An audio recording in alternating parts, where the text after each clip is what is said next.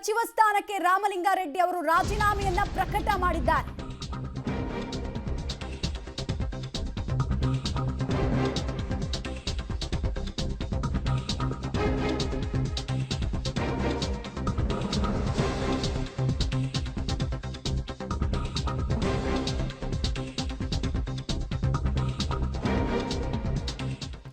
ಪ್ರಮಾಣ ವಚನವನ್ನ ಸ್ವೀಕರಿಸಿದ ಜಸ್ಟ್ 2 ದಿನಕ್ಕೆ ರಾಮಲಿಂಗಾರೆಡ್ಡಿ ಅವರು ತಮ್ಮ ಸಚಿವ ಸ್ಥಾನಕ್ಕೆ ರಾಜೀನಾಮೆ ಸಲ್ಲಿಸೋದ್ರ ಮೂಲಕ ಡಿಕೆ ಶಿವಕುಮಾರ್ ಅವರಿಗೆ ಅತಿ ದೊಡ್ಡ ಶಾಕ್ ಅನ್ನ ಕೊಟ್ಟಿದ್ದಾರೆ. ಮತ್ತು ಮುಂದಿನ ದಿನಗಳು ಹೇಗಿರಬಹುದು ಡಿಕೆ ಶಿವಕುಮಾರ್ ಅವರ ಪಾಲಿಗೆ ಅನ್ನೋದ್ರ ಟ್ರೇಲರ್ ಔಟ್ ಆದಂಗೆ ಕಾಣಿಸ್ತಾ ಇದೆ. ರಾಮಲಿಂಗಾರೆಡ್ಡಿ ಅವರನ್ನ ಮನವೊಲಿಸೋ ಪ್ರಯತ್ನ ಇನ್ನು ಮುಂದಾಗುತ್ತಾ ನೋಡ್ಬೇಕು.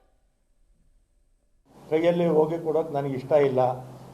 ನಮ್ಮ ತುಷಾರ್ ಗಿರಿನಾಥ್ ಅವರು ಅವರ ಪ್ರಿನ್ಸಿಪಲ್ ಸೆಕ್ರೆಟರಿ ಅವರಿಗೆ ನಮ್ಮ ಪಿ ಎಸ್ ಕೈಯಲ್ಲಿ ಈಗ ಪಿ ಎಸ್ ಅಲ್ಲ, ಇನ್ನು ಪಿ ಎಸ್ ಆಗಿಲ್ಲ, ಅವರು ನಮ್ಮ ಹಳೆ ಪಿ ಎಸ್ ಇದ್ದಾರೆ, ಇಲ್ಲ ನಮ್ಮ ಯಾರಾದರೂ ನಮ್ಮ ಎಕ್ಸ್ ಮೇಯರ್ ಮಂಜುನಾಥ್ ರೆಡ್ಡಿ ಅವರು ಕೊಟ್ಟು ಬರ್ತಾರೆ ಅಷ್ಟೇ. ತುಷಾರ್ ಗಿರಿನಾಥ್ ಅವರು ಕೊಟ್ಟು ಬರ್ತಾರೆ. ನಾನು ಹೋಗಿ ಕೊಡೋದಕ್ಕೆ ಇಷ್ಟ ಇಲ್ಲ.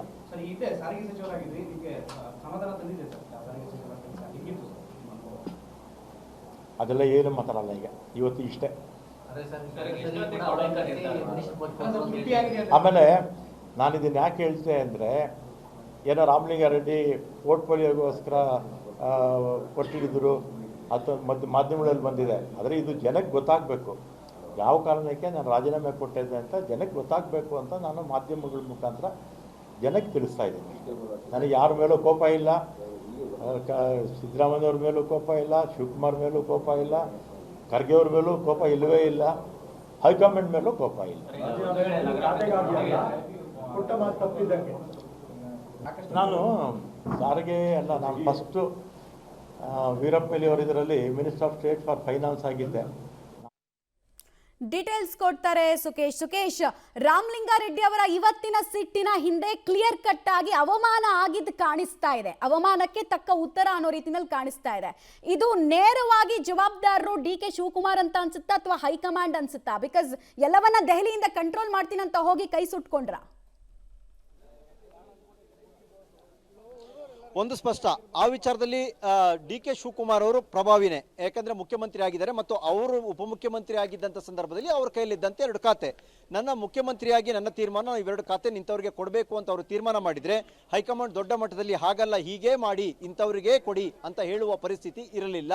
ಮುಖ್ಯಮಂತ್ರಿಯಾಗಿ ಅವರು ಅಧಿಕಾರ ಸ್ವೀಕರಿಸಿದ ನಂತರ ಖಾತೆ ಹಂಚಿಕೆಯಲ್ಲಿ ಅವರ ಪ್ರಭಾವ ಜಾಸ್ತಿ ಇರುತ್ತೆ. ಹಾಗಾಗಿ ಅವರು ಕೊಡಲೇಬೇಕು ಅಂತ ತೀರ್ಮಾನ ಮಾಡಿ ಕೊಡಬಹುದಿತ್ತೇನೋ. ಆದರೆ ಅದನ್ನೂ ಮೀರಿದ ಶಕ್ತಿ ಹೈಕಮಾಂಡ್ ಈ ಬಾರಿ, ಅದು ಕೂಡ ಪ್ರಶ್ನೆನೇ. ಡಿ ಕೆ ಶಿವಕುಮಾರ್ ಅವರಿಗೆ ಇಲ್ಲ ನೀವು ಇಂಥವ್ರಿಗೆ ಕೊಡಿ ಅನ್ನುವಂಥ ಡೈರೆಕ್ಷನ್ ಕೊಟ್ರ.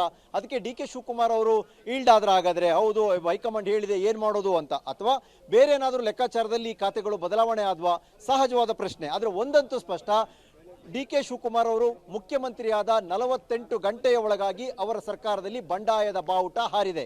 ಅವರದೇ ಸಚಿವ ಸಂಪುಟದ ಸಹೋದ್ಯೋಗಿ ಹಿರಿಯ ಸಚಿವ ರಾಮಲಿಂಗಾರೆಡ್ಡಿ ಅವರು ರಾಜೀನಾಮೆ ಮೂಲಕ ಬಂಡಾಯದ ಬಾವುಟವನ್ನ ಹಾರಿಸಿದ್ದಾರೆ. ಅದಕ್ಕಿಂತ ಪ್ರಮುಖವಾಗಿ ರಾಮಲಿಂಗಾರೆಡ್ಡಿ ಅವರು ಡಿ ಕೆ ಶಿವಕುಮಾರ್ ಅವರಿಗೆ ಪರಮಾಪ್ತರಾಗಿದ್ದವರು, ದಶಕಗಳ ಕಾಲ ಇಬ್ಬರು ಒಟ್ಟೊಟ್ಟಿಗೆ ರಾಜಕಾರಣ ಮಾಡಿದವರು.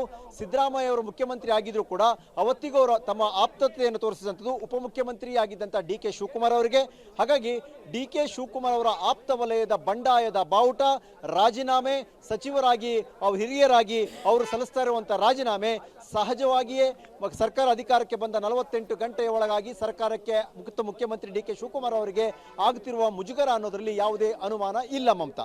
ರೈಟ್, ಹಾಗೆ ಸಂಪರ್ಕದಲ್ಲಿರಿ. ಒಟ್ಟಿನಲ್ಲಿ ಡಿ ಕೆ ಶಿವಕುಮಾರ್ ಅವರ ಸರ್ಕಾರದಲ್ಲಿ ಓಕೆ ರಾಜೀನಾಮೆ ಪತ್ರ ಪಬ್ಲಿಕ್ ಟಿವಿಗೆ ಲಭ್ಯ ಆಗಿದೆ. ಏನಿದೆ ಅನ್ನೋದನ್ನ ಕೂಡ ಹೇಳ್ಬಿಡ್ತೀವಿ ನಿಮಗೆ.